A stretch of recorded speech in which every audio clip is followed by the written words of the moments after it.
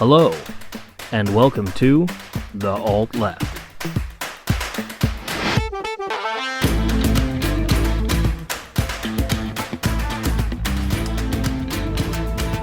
Hello, everyone, and welcome to the very first edition of the Alt Left Podcast Presents Hot Takes. This is a new segment we're doing, quick, 10 to 20 minute blurbs where we're going to just basically do a hot take from all three of us on some current event, topic, or situation that's been going on. And for today's first hot take, we're going to start us off with Biden's first couple days in office because he's doing some good things, but there's also a very clear lack of some specific things that we hope to see, and unfortunately, we're not seeing. What do you guys think about that? I'm just hoping that nothing will fundamentally change.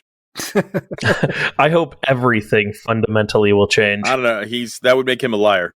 Yeah, That would make him a liar. He has promised me that nothing will fundamentally change, and as a cisgendered white man, I'm looking forward to that. And before we completely drag him, which is what I'm planning on doing, we're only doing this for like 20 minutes, so I know. Complete dragging, I think, is not necessary. Well, unfortunately, I have to a little bit. Unlike Greta Thunberg, I will burn fossils. I'm okay with it.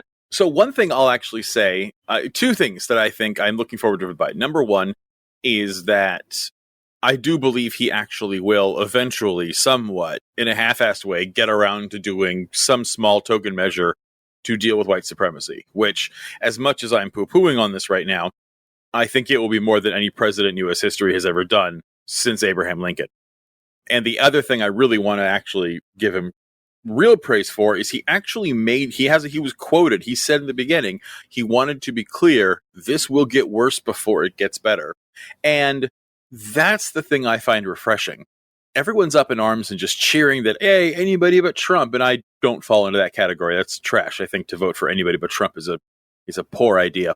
But that is a refreshing take from someone who has spent the last 4 years dodging and claiming self-importance over every issue, claiming victory over every defeat, and never telling the truth, never shooting straight, to suddenly Biden, who, again, I disagree with on most issues. Biden doesn't bullshit around. He's a straight shooter. He really is. And for him to come out and out of the gate to say, this is going to get worse before it gets better, at least speaks to his candor and honesty. And that is a refreshing change after the last 4 years. Yeah, I agree. I also do appreciate the reversals he's doing on all of the Trump stuff. Like, he's making COVID a priority in preparation for that. And that's something that I have to commend him for. Like, it's already evident on the second day, which is when we're recording this, that he is far and away pushing us to be better prepared and better able to handle this than Trump did. Is he going to do it? I don't know yet. It's far too early to say. I'm not going to make that prediction. I think he's making a lot of really good steps towards that. Absolutely. Though, like, specifically, he canceled the Keystone pipeline. That's actually that's the one thing that pisses me off. It hasn't gotten news. The fact that he's put down the Keystone pipeline, which is something Obama refused to do. Yep. Yeah. He's actually already showing he's more progressive than Obama, at least in that area, at least environmentalism. Yeah.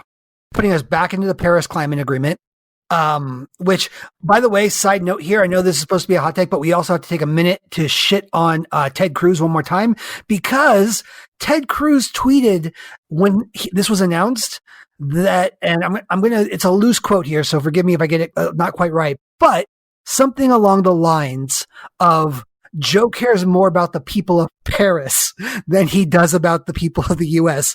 Ted Cruz thinks the Paris Climate Agreement involves the city of Paris. Let's just take a minute to absorb that.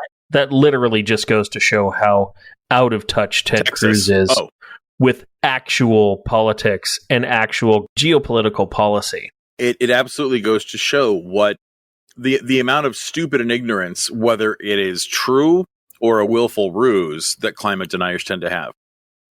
So that all said, we are seeing some good things happening from this. And so we want to always be able to give an attaboy where it's deserved.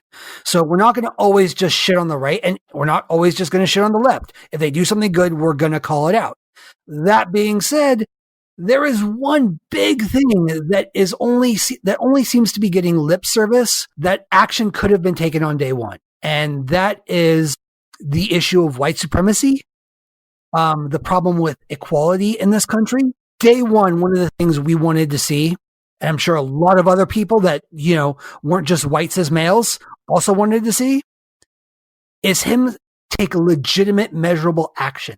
Something, announce a task force, show us a plan for a task force, call the KKK a white terrorist group and say he's going to abolish them and make them illegal. Something along those lines. And we got none of that. Granted, he started talking about it more, which is the most he's done since I think the beginning of his candidacy was announced. But no measurable action. It always comes back to just lip service. Yeah, which is why I don't give him a pass even one bit, because this guy has had a year to prepare for this, especially being that he announced his candidacy by putting out a video accusing Trump of supporting white nationalists. He's had an entire year to watch the culmination of fascism in this country, to watch what white supremacy has done, to watch armed insurrectionist groups like the Oath Keepers rise, to watch the Proud Boys, which are absolutely neo-Nazis, march in the streets, gather, commit acts of violence. And on his first day of office, he includes more people to go into the military. And it's like, come on, how is this not minute one? And you're right. As much as most liberals want to believe that racism can be solved in a day, as they did on the election of Barack Obama, it's not. It's systematic. It's gone over for centuries. It's going to take us a long way to dig out of the hole. But a day one strategy and a specific plan of action, rather than just to stand up there and say, yeah, racism's bad. I need better than that. And after a year of watching this happen, I expected better than that. And just so everyone's aware, what Chris was referencing there is one of the first things he did as soon as he got in office was he reversed by executive order something that Trump had created by executive order, which was a ban on trans persons from serving in the military. And so what we're kind of pointing out here is it's okay for day one to make sure that trans community, which are actively being lobbied against and, let's be honest here, murdered in this country, it's okay for them to, sign up and go to war. And if you're a trans person and you want to do that, I'm glad you got that back. But allowing you to go die for a country that currently hates you and is actively working against you doesn't seem like day one material to me.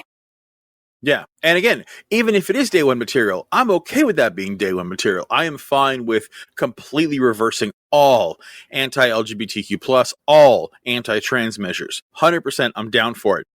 But it needs to at least be on the same day as tackling Nazis.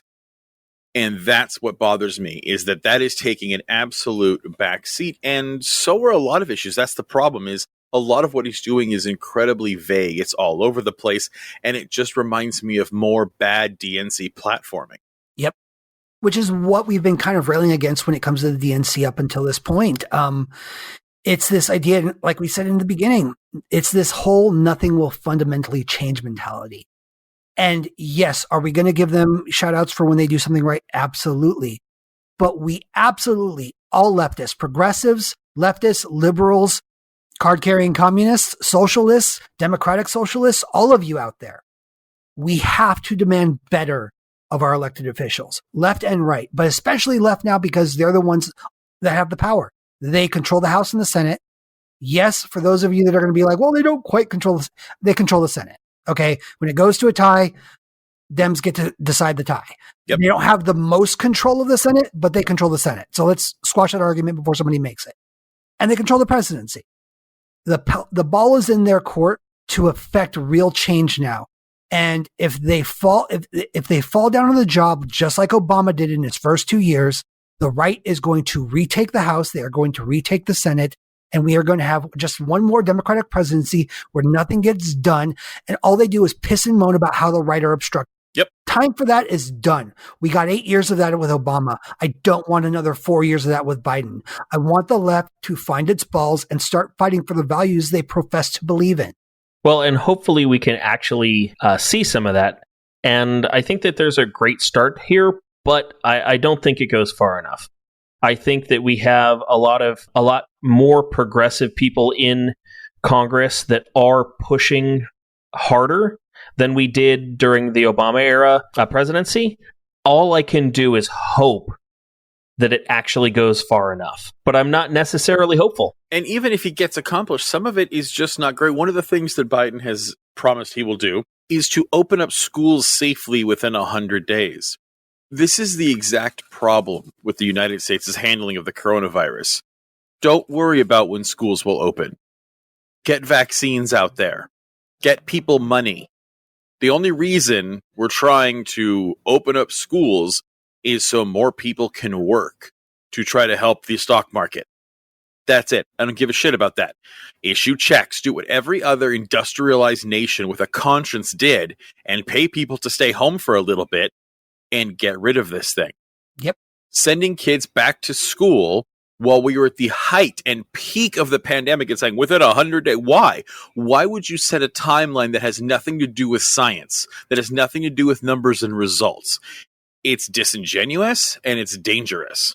It's like we said before, if you really want to keep the economic wheels in this country turning, pay the people at the fucking bottom to stay the fuck home. I guarantee you, even the right-wingers, if you're paying them $2,000 a month to stay the fuck home, a bunch of them are going to stay the fuck home. I'm not saying all of them will. I'm saying a lot of them will. Enough that it will significantly help get rid of this fucking virus. I don't know. I've got to actually hand it off to the capitalists. They have found a way to make record profits and keep the economy going, and all it required was the blood sacrifice of the working class. Oh my God, I know. They're not paying people to stay home. They're letting everyone die. Well, I mean, let's be frank here. Big corporations are absolutely winning. The mom and pop shops that everyone claims to love, but nobody actually, patrons, those are the ones that are dying out. Those are the ones that are suffering. And you know what? If they got their $2,000 checks and everybody else got their $2,000 checks, and we stopped giving a fuck about people like Jeff Bezos and Amazon and Elon Musk, maybe, just maybe, we'd all survive this. And we wouldn't be dependent on them as much. Maybe if we focused on those mom and pop shops that everyone claims to love and started patronizing them a little bit, maybe things would be a little bit better. But no, fuck, we're absolutely, we're putting blood, sweat, and tears into Amazon and Tesla and all these big corporations. The rest of them are all dying. Those are my issues. Is his priority has been to keeping the rich wealthy, to helping the economy and the stock market, and to keeping the machine of imperialism going, rather than dismantling white nationalism. That is taking a back seat. It is taking a back seat. And, like I said before, all I can do is hope that there is a plan for it, because he said that that's something that he's going to tackle. But we haven't seen it yet. And I think when we do see it, it probably won't be enough. I'm not just saying this to be a contrarian. This is the same problems I've had with Joe Biden when he started running. I want him to be better, and we all need to push him to be better, because let's face it, Joe Biden is an old liberal and he needs a fire under his butt to actually bring forth progressiveness. But I don't care about the economy. I don't care that he's not Trump. That's not enough. The bar was on the floor here. That's not hard. What we need to do is actually look at science and make policies based on when we send our children back to school based on science, make travel restrictions based on science, make mask mandates based on science. Science and reality. We've spent the last 4 years suffering under the wishful thinking of an ancient idiot, and I don't want that to go down the same route. The problem is I don't trust his VP to be that fire. His VP believes in slavery. I need him to do better, and I'm really hoping the progressive wing of the DNC, like AOC and them, will push him. I am not hopeful. I'm a little pessimistic about it, but I would really like to see that happen. Same. And we've got good reps. Cory Booker is still fighting. I mean, again, we've brought up our issues with him, but he's somebody that we can look towards. Cori Bush, somebody else who gave that amazing 30-second speech on the Senate floor. Oh my God, it was amazing. Where she just called it for what it was, white supremacy, trying to take over the Capitol. AOC, Ilhan Omar, Ayala Presley, all of these people are there and they're growing. And we're getting stronger. And that's what I think that we need to end on with this hot take is, yes, we can be pessimistic sometimes, but it's only because we're also looking at facts and reality. And the reality, unfortunately, doesn't look good right now. And the only way we have a shot of getting it to be better is if all of us see it for what it is and fight to change it. And that's what we're advocating for. Call your senators, call your representatives, call the president, all of it. push them to be better, because unless we're doing that, it's not going to change. And the only reason people are going to be motivated to do that is if they see it for what it is, a dumpster fire. Yep. Let's not get Biden complacent. Absolutely. So that's our hot take, everyone. As always, thanks for listening. And once again, if you guys want to respond or give us your thoughts, please give us a like, give us a comment, tell us what you think. If you disagree, let us know. If you agree, let us know. Tell us why. We are at the Alt Left Podcast. Find us wherever you listen to your podcasts and on all social media platforms.